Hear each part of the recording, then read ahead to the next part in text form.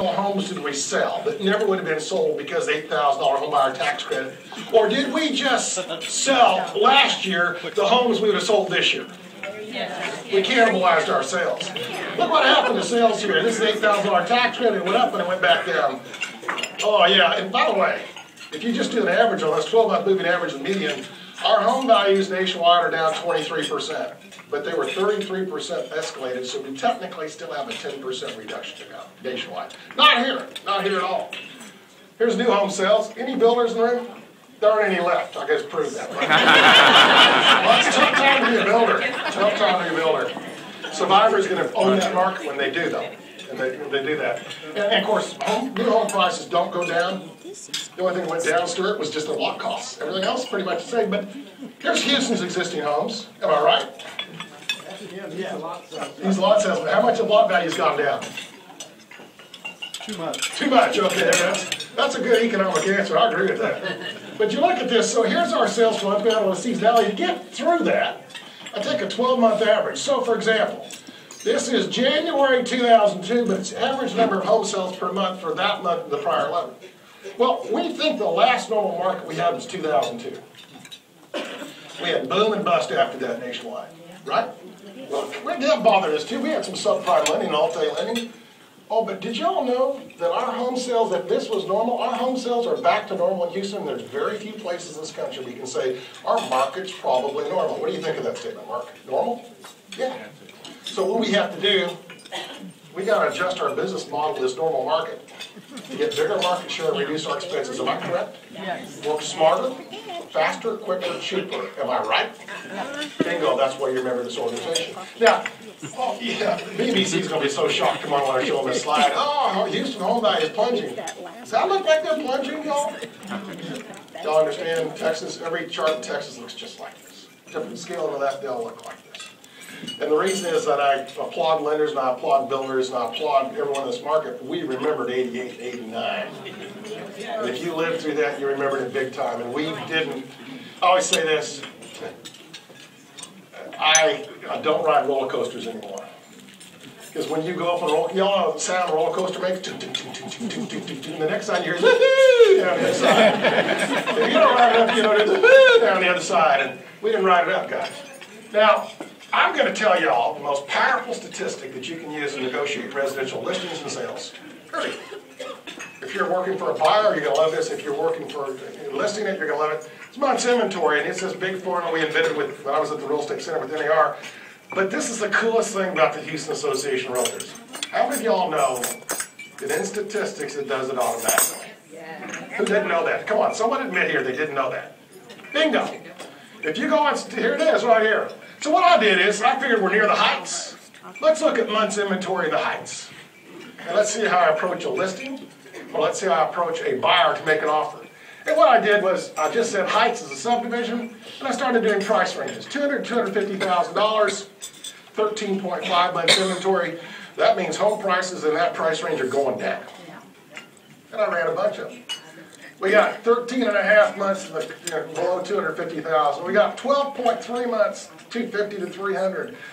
300 to 350, we got 4.6 months. Man, if I'm taking a listing here, I'm going to advise that seller, let's list that up high. Because there's not much inventory. If I'm listing in this one, or worse than that, if I'm listing one in this one, which has 24 months, I don't know if I want to take that listing. It's going to be 2 years before it sells, on average. Do y'all get that logic? Is this one of the most powerful little tools you've ever seen? It's only available to the realtor side. We're the only association in the country that has it online. Bob Held, once again, commendations. You got it.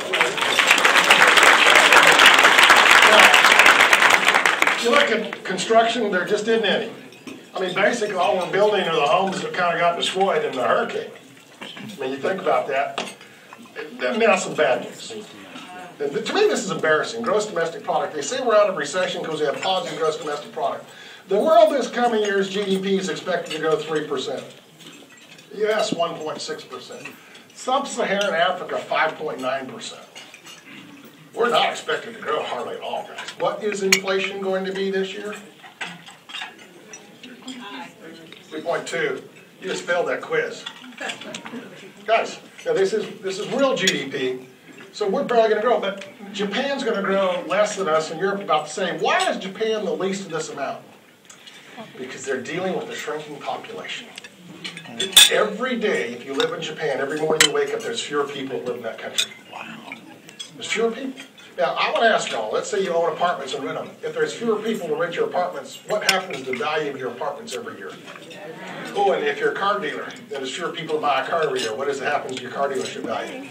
Bingo. We don't have that problem. In fact, have I mentioned I have a blog in here yet? If y'all read my blog, we're supposed to go from 307 million people this year, and they say here by 2050, that's 40 years from now, we will have 398 million people in this country. And that is our conservative estimate. Texas is going to do better than that, and I'll show you that as one of my last slides. Everyone always talks about consumer confidence, and I say that's hooey. Show me how much people are buying, and I'll show you their confidence. Y'all see what retail sales did here? Y'all see this last month, what retail sales did? Bingo. We have confidence back. Our economy is coming back tepidly, but we're coming back. Car sales. Again, they're kind of coming back. Let me tell you how stupid our government is, and then I'll tell you how stupid you are because you voted for them. Had to do it. Congress passes cash for clunkers. This is cash for clunkers right here. We spent $3 billion. Oh, by the way, what was the purpose of cash for clunkers? It was twofold. First purpose was so we would all drive greener vehicles. Let me tell you how you got 3,500. You turned in a vehicle that got 13 miles per gallon. You bought a vehicle that got 17 miles per gallon. You got $3,500. I figured, where did they get those numbers? And I read the Houston Chronicle one day, and here's an ad, Chevrolet Suburban. Our new Suburban gets 4 miles more per gallon than the old 6-year-old one, which means they use the numbers off the Chevy Suburban, and I don't call that green. Y'all call that green? Second purpose of cash for clunkers was to, and I like this, put American car workers back to work. Did you know Congress forgot to add in there, though, that the cash for clunkers car needed to be built in the United States, and 62% of the vehicles sold under cash for clunkers were assembled overseas? Wow. Are you mad about that? Yes. I am.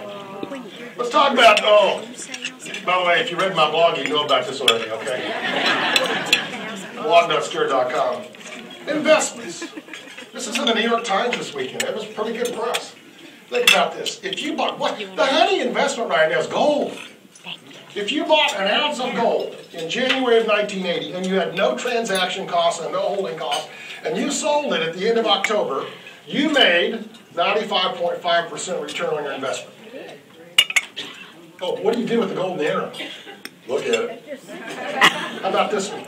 If you bought the median yes home price in January of 1980 and you sold it at this beginning of this last November, even after home prices went down 23%, you still made 252%.